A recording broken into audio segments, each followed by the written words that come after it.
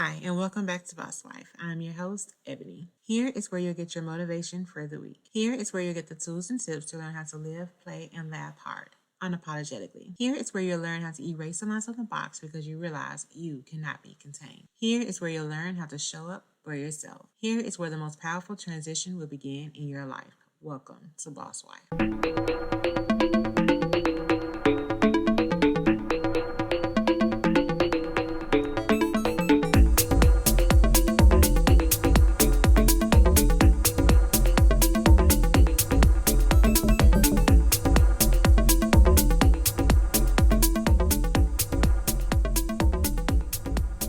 Hey guys, and welcome back to Boss Wife. So I'm super excited to have this conversation with you again, yet another Tuesday night. Tonight's guest name is Katrina, and me and Katrina had such an awesome time on our podcast this week. It was so fun, so exciting. I definitely learned a lot. You guys know that I never bring anyone on my podcast that I don't learn from.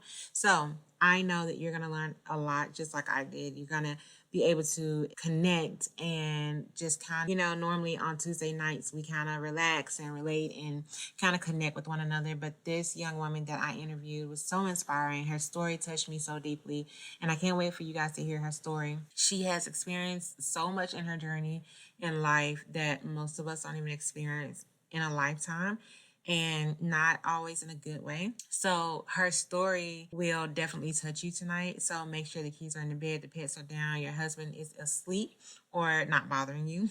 If you have your wine, your Dr. Pepper, whatever you have to help you relax, if you're cleaning, if you're studying, whatever, just make sure that you are not going to be sidetracked or disturbed or not able to focus, because I really want you guys to tune in and listen to what Miss Katrina has to say on tonight. It is so heart-moving, so touching. Her story relates to so many people, so many women in this world today. And I love the fact that she was not afraid to share her story with us and not afraid to be open and vulnerable. You guys know that I'm very vulnerable with you every time I cut this mic on. So just the fact that I was able to bring someone on that was just as vulnerable as me, just as open and willing to share their life story with you guys was very important to me. So I can't wait for you to hear her story. So let me give you a little bit about Miss Katrina. Katrina is a spiritual development guide and an intuitive coach, helping women deepen into their spiritual journey and embody their truth. They've been through it all and done the things, but still searching for that something more and refuse to be put in a box. She's passionate about going deeper and guiding women to their truth, to let go of their deeper blocks and to create the life they actually desire. With over 10 years in the personal growth space and as a certified coach, Katrina wants women to know they are already equipped with everything they need and are not alone in this thing called life. Through experience, certifications, education, and mentorship, Katrina has become the expert in creating true transformation in her life, or in life, period. Katrina is also the host of Magic Within podcast, a wife, a mom of three. She is proud to be breaking the generational chains of being stuck in a self-imposed prison. 8 years ago, she realized she had a passion for coaching and wanted to use it to help women live the life they actually desire. This woman is amazing, you guys. I cannot wait for you to hear her. And I am done talking. I am done introducing her. I want you to get to know her yourself, okay? So let's bring Miss Katrina on. Hey, Katrina, how are you? I'm fabulous. How are you? I'm doing great. So thank you so much for joining us on Boss Talk Live. And I'm super excited for my audience to hear your story and the magic within you and how you're just amazing already and where you're going to go and how you're going to direct us to get there as well. So do you mind telling my audience a little bit about your background? Yeah, absolutely. So I am in Washington State. I am a mom to 3.5 kids. So I have a stepdaughter who is 16. I have twin 13-year-olds, and then I have a 3-year-old. So I am a busy mom. My husband and I have been married. We're coming up on, 14 years.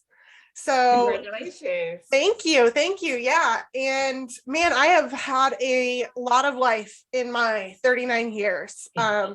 there's a lot of vastness to my story between growing up in an alcoholic home, becoming an alcoholic myself and getting sober, and dealing with the step blended family dynamics, and then going through my own spiritual walk and journey, bringing me to the place that I am now, and really just wanting to help women see like their own power within them and deepen into that with that spiritual connection, that connection to whatever it is you want to call it, God, source, universe, whatever that is. But it's been a journey where today I can say I'm really grateful for every single thing and step, even though in that moment I was like, seriously, what are you doing to me? Yeah. So yeah, I have my own podcast, The Magic Within, which Ebony will be on in not too long from now. And I'm excited to have her. And I've just been in this space for the last actively 2 years, toes dipping for the last 7 years in the coaching space. Gotcha. So how long have you been podcasting? For 2 years, 2.5 years. Yeah. How are you liking it? I love podcasting. It's probably it's literally one of my most favorite things I do, just because of all the beautiful people I get to meet and have conversations with. And, I try to bring in the aspect of, I want to know your story. Right. I'm glad that you have all these tips and tricks and like you have this information to bring, but I want to know you and bring your story into it. And then we share like, okay, what do you do? How do you help people too? But the story behind each person is so powerful, no matter what you've gone through in your life or what what your experience is. But it's the most beautiful way to connect with one another is when we share our stories. It is. I love it too. That's my favorite part of podcasting, is meeting people all over the world and hearing, what they've been through, what they're going through, and how they got there, and it's amazing just to hear how much we have in common with people all over the world. How like we have a common ground with each other. I think that's so amazing. Yeah. So that's definitely my favorite part of podcasting. Yeah. So let me ask you, so when you got up this morning, how early is it there? It's 8:00 here. Okay. And it's 11 o'clock here in Tennessee. So when you got up this morning, have you failed? No. Okay. No. Okay. So that's kind of my new favorite icebreaker question that I like to ask, because sometimes, and I'll just be honest, I don't think I failed this. Well, maybe, because I was running a little behind this morning. So maybe I did. I didn't manage my time quite as well this morning. But yes, I think sometimes we get in this routine of, I have to be perfect. I have to hit the nail on the head every single time. Yeah. And even in all of our success, we still fail at some part of our day, right? So that's awesome. You have not failed this morning at all. I definitely have with my time management. But I just want to know, like, what do you feel about, or how do you feel about us, trying to perfect that imperfection in us on a daily basis? Yeah, I know this well because perfectionism, it took me a long time to really recognize the perfectionism in myself.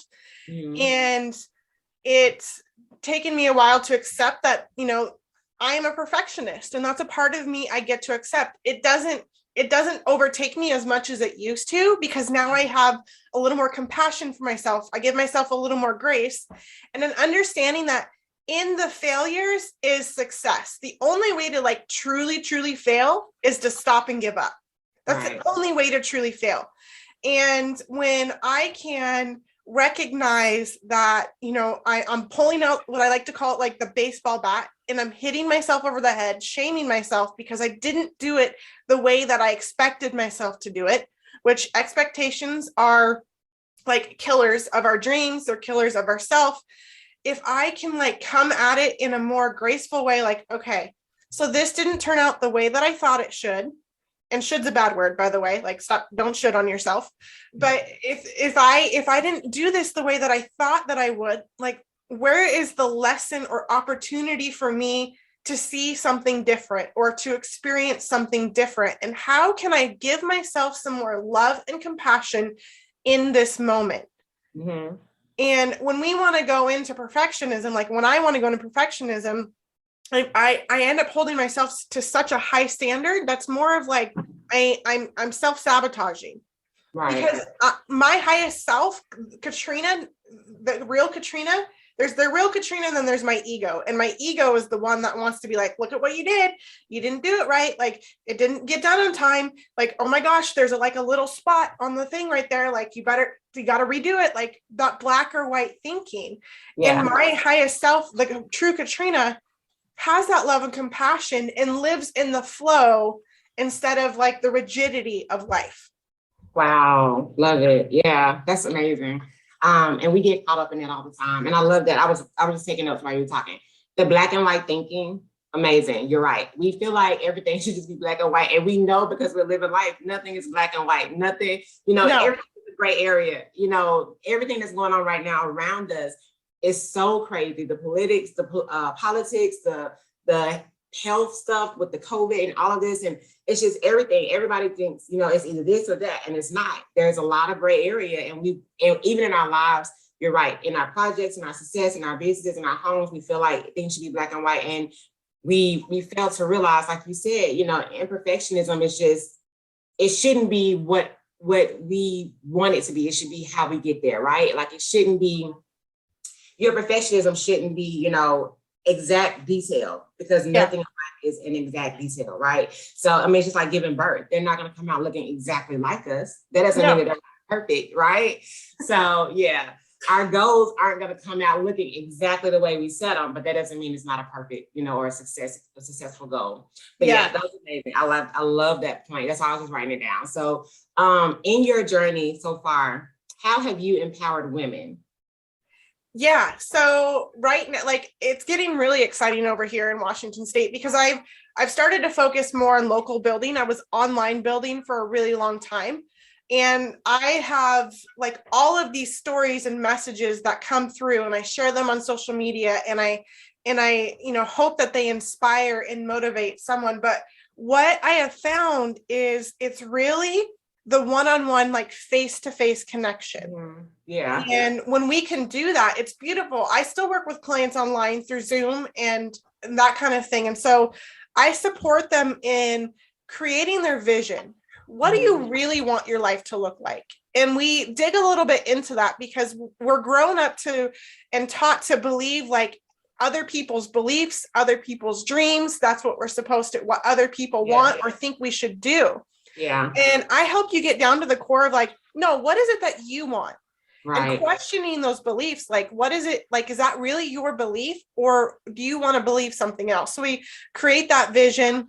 We identify what's really holding us back, and we get down to the root causes, because it's more than just your mindset. Your mindset's an important key, but we get down to the roots. And I help women like with that full body overall, because to me, if you really want that transformation in your life, and the transformation is everlasting, the everlasting transformation, it's not just a quick fix. It's not just a quick change.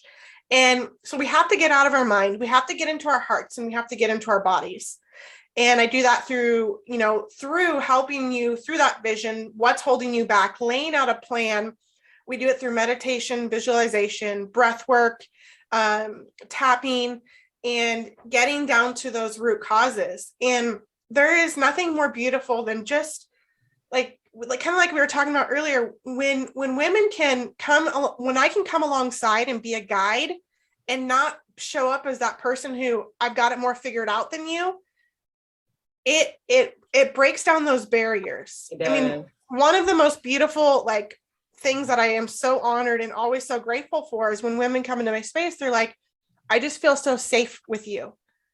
And that is one of the most beautiful gifts, because a lot of us are walking around not feeling safe, and so when I can pour love and be a mirror and shine that light, and that's why I'm so thankful for all of my experiences too, because we can relate. We won't have the same experiences, but we're going to have similar, thoughts, similar feelings, similar ideas around what's happened.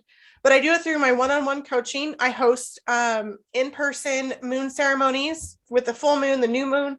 I'm hosting in-person breathwork sessions. I also have a private online breathwork session, and through the podcast. And really, like, I'm an open book, and I share like the deepest, darkest things, and I share the greatest joys. Because we find so much commonality. And more than anything, most of us just want to know, like, hey, we're not alone and there's hope. Right. That's true. Yeah. Yeah. We definitely want to know that there's somebody out there that's going through what we're going through, or have been through what we're going through. Yeah. And when we're going through it, we feel so alone, even though like intellectually we know other people are probably experiencing it. Right. But that voice in our head tells us nobody's going to understand. They're going to think you're stupid. They're going to think you're crazy. They're going to think all of these things about you. And that just perpetuates that cycle, that toxic cycle that keeps us separate from other people, that keeps us in that space where we think we're supposed to figure this out by ourselves. And we're not meant to. We are not meant to do life alone. We're just not. Yeah, that's true. We're not. So that's also another part, of podcasting, like that gets the word out there. Like, no, nobody is doing this alone. Everybody has a common ground. You're absolutely right. Do you mind sharing a little bit of your testimony, like what you've been through? Yeah, absolutely. So I will keep this like as compact as possible. Okay. But I grew up in an alcoholic home, but I'd always felt like I was different and separate from other people from as far back as I can remember. And I've always been very much a people observer. Like one of my superpowers is my intuition. And like, I can see people and read people beyond like what they're saying and what they're doing. Like that observation is deep and it's usually really spot on. But I've always felt like that outside person and struggled with relationships with people, especially with women, for a very long time. And that leads back to my own relationship with my own mother and that mother wound that shows itself in not being able to connect and feeling like people were out against me. Right. And having that struggle with my mom and that relationship for even until today, like that relationship, I'm different. I accept it as it is, but it's still not easy because of the space that she's in. And I've learned and grown through a lot through that. And then my dad left us when I was 14 years old, and he was essentially pretty much out of my life until I was about 20, 23. And, that was my victim story for a really long time. If you knew what I'd gone through, my dad abandoned me. And so that like brought in some strong abandonment issues. And I essentially turned to people, and I see it even before that, where I turned to people for my validation. So I was a very big codependent person, and that still shows up at times, but I latched onto people. And when I was 15, I got into a relationship, and I've never not been in a relationship ever since. I went from guy to guy to guy. Yeah. And essentially in there, when I got older, because I was the good girl, I followed the rules. I was really good in school. I wanted people to like me. So I didn't like do drugs or drink alcohol until I was 19. Well, 18, 19, somewhere around there. And I swore I would never turn to alcohol because I didn't want to be like my mom. I didn't want to be like my dad. I didn't want to be like the people in my life. And so I kind of dabbled in that. But I had turned to weed first. That was my first drug of choice. I was immersed in that because of the person I was dating. That's where it got introduced. But once I turned 21, I was like, oh, I'm legal now. So I felt more like safe that it was okay that I would drink. But I turned to alcohol, and it became a problem really quickly. And it took me to some of the deepest, darkest spaces. And it followed me into each of my relationships. And when I finally met my husband 16 years ago, it was a big part of our relationship where it affected my job. It affected my relationships. It got to a point where I just couldn't not drink, waking up every morning, promising myself, like, I'm not going to drink. I'm not going to do this. And before I knew it, I was at the store buying alcohol. And I ended up having my twins, and I was still drinking, and I drank while I was pregnant, and I made that like, okay, because the doctor says red wine's okay. Well, not a full bottle of red wine, right? Right. My drinking did slow. I did tailor it back, and I'm thankful like my kids don't have any effects because of my drinking, but I had my twins. And I still drank. I was breastfeeding at the time. I do the whole pump and dump kind of thing. And, I made it okay because I was pumping and dumping. And when they were 18 months old, after some arguments with grandparents, after, I would drive around drunk with them, like I just couldn't not drink. I'd disappear on my husband for the evening, be like, I'm going to the store, when I was really going to the bar, and I wouldn't come back for several hours. I turned myself into inpatient rehab. And that is where I had like my first spiritual awakening, my first true sign from God that this didn't have to be your way of life. And I had a bad day there. And so I ran out of, we had these little groups we would meet in. And so I ran out because I was pissed about what was going on there. And I went down, there's this little creek there. And I went down and I just prayed, like, God, please give me a sign that everything is going to be okay. And I looked down and there was this heart-shaped rock. And I was like, oh my gosh, he's sending me love.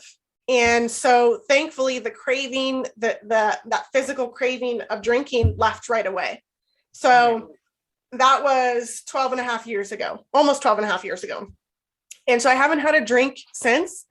And I've gone through the work of the 12 steps of the program of Alcoholics Anonymous. And that's where my relationship started to really grow with God.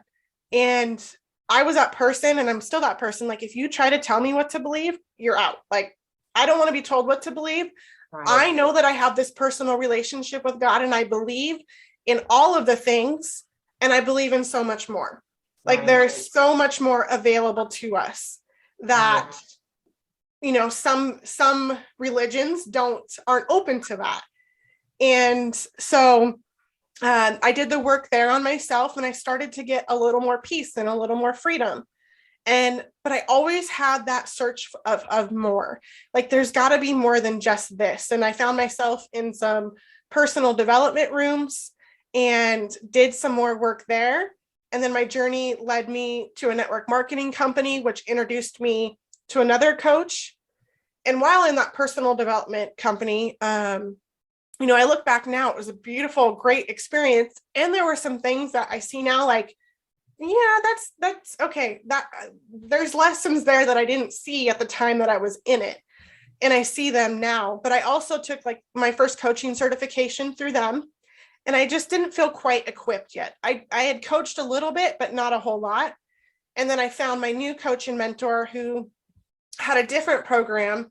And when this was her starting the coaching certification program. And so it was the first time. And I was like, okay, I need to know what's actually going to be different about this, because I've already taken a coaching certification. I've done all of this work, and I'm not about to go spend more money on something that is a fake promise, right, which can happen a lot in the online coaching world. There's a lot of shiny coaches out there. Yeah. And yeah, she brought in one of her best friends who was a psychotherapist, but also going into the coaching world. And my relationship with her has just built and bloomed, and I've been opened up even more in my own faith and my own trust in the universe, in my own spiritual walk. And it's just evolved from there. But one of the biggest things that I've really overcome is that belief in self, because I always thought something was wrong with me. I thought I was broken. I thought there was something unfixable. And no matter what I did, it just wouldn't work out. But because I this is where I learned that it's not just about the positive mindset. Like, positive mindset talk right now is kind of toxic. Like, oh, just think this, think that.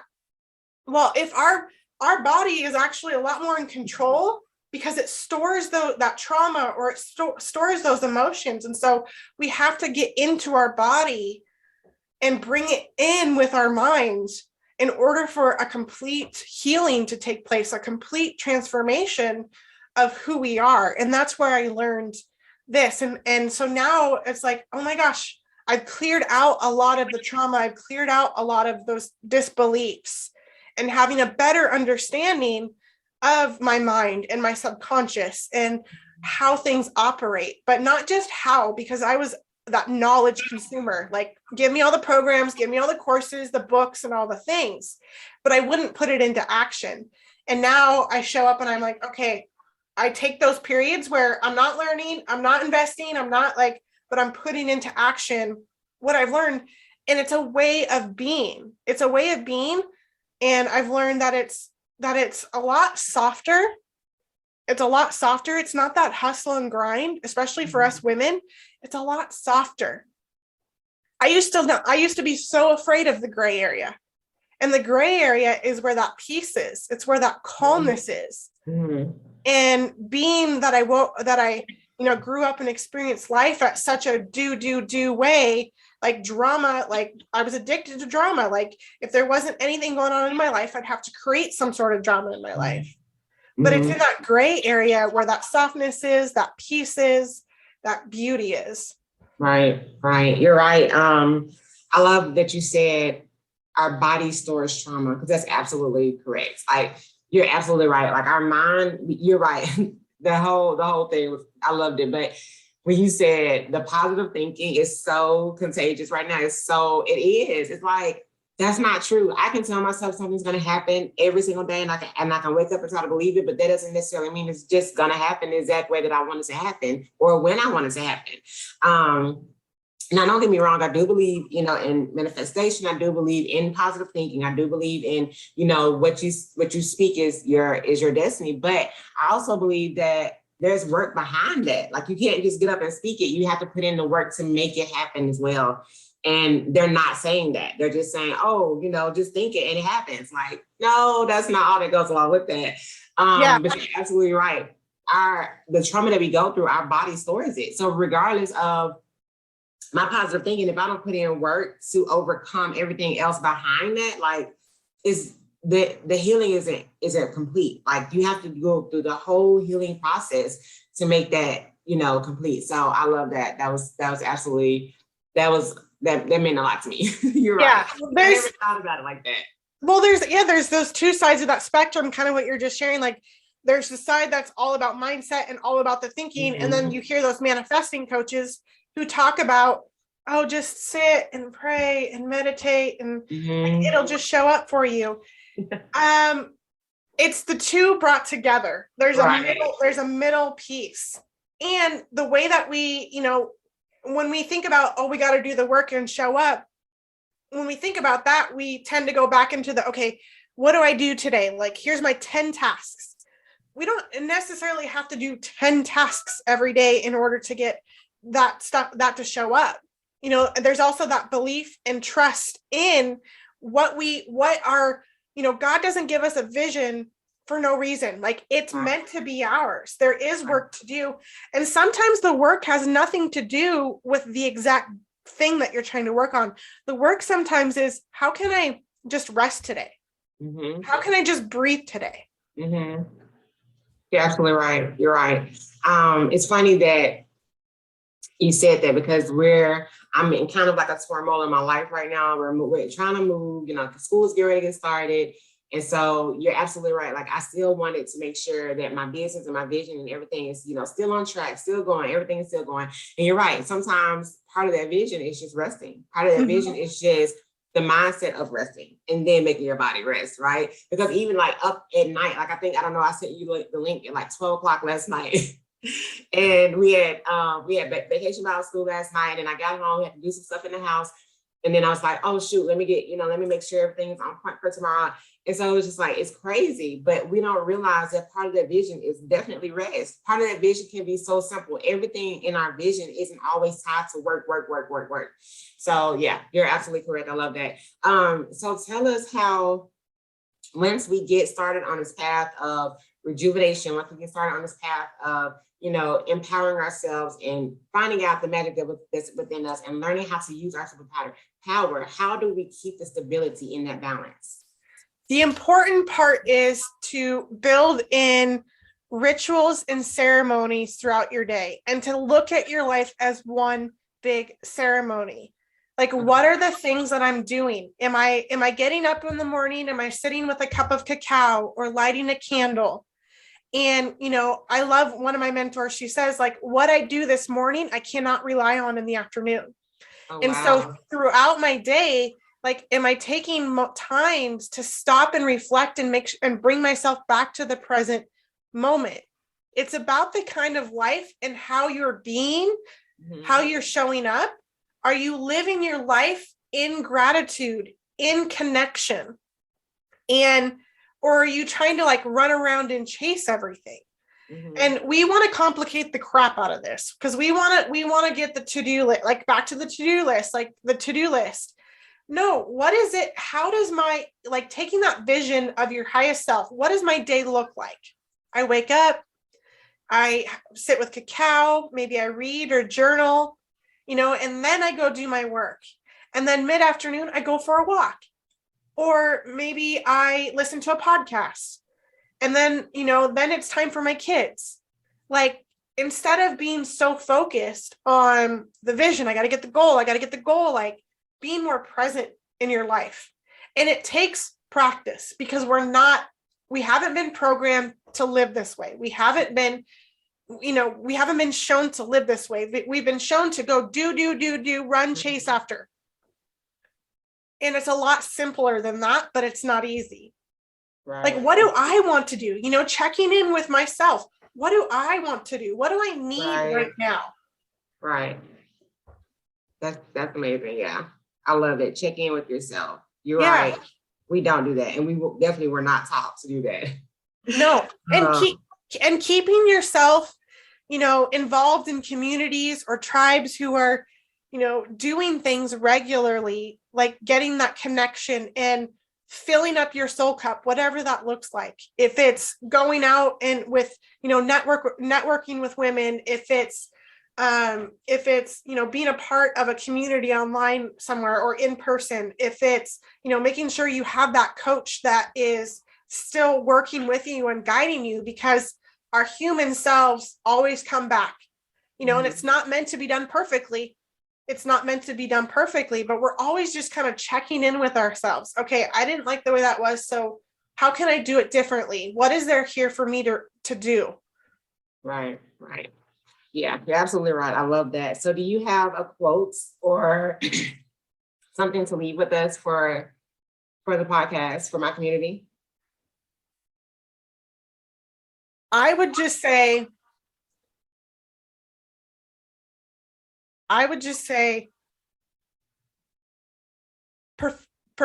imperfection is perfection. I love it. Imperfection is perfection. You're right. You're absolutely right. All right. So tell us where we can find you. Yeah, absolutely. So I hang out a lot over on Instagram at Katrina A. Lelli. I also have a Facebook group called the Sacred Roots Collective. This is for women who are on the journey, who are looking for that support and community. Okay, awesome. And I'll link all of your information and everything in the podcast as well. So guys, thank you so much for joining us on Boss Talk Live this week. Katrina has enlightened us and shared her journey with us and has definitely given us hope in everything that we're going through on a daily basis, and has also showed us and given us examples of what to do throughout our successful journey, as well in our personal lives and business lives. So guys, thank you so much. You know where to find us. Anywhere you're listening to podcasts or music, we are there. And I will see you guys next Tuesday. Thank you again, Katrina. Thank you.